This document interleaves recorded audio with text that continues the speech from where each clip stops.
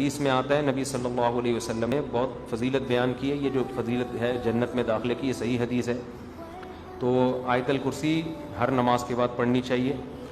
اب فرض نماز کے فوراً بعد پڑھی جائے یا سنتوں کے بعد پڑھی جائے، یہ اہم پوائنٹ کی بات ہے، فقہی مسئلہ ہے. یہ حدیث کے الفاظ آتے ہیں صلاۃ مکتوبہ، فرض کے بعد.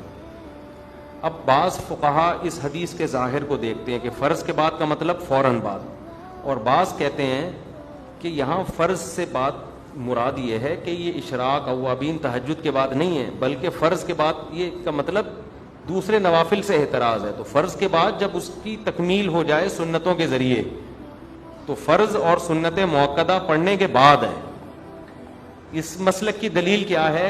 دوسری حدیثیں جن میں آتا ہے، صحیح حدیث ہے کہ نبی صلی اللہ علیہ وسلم فرض نماز کے بعد اللہم انت السلام ومنک السلام تبارکت یا ذا الجلال والاکرام اتنی دیر توقف کرتے تھے اور پھر اٹھ جاتے تھے. پھر آپ سنتیں پڑھتے تھے، گھر چلے جاتے تھے، سنتیں پڑھتے تھے وہاں پہ.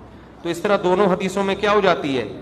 تطبیق، کیونکہ اس میں زیادہ فاصلہ نہیں ہونا چاہیے سنتوں اور فرائض میں، کیونکہ حدیث میں اور بھی بہت سارے وظائف آئے ہیں. تو ہماری رائے یہی ہے کہ وہ سنتوں کے بعد پڑھیں اور صرف اللہم انت السلام والی دعا فرض نماز کے فوراً بعد پڑھ لیں.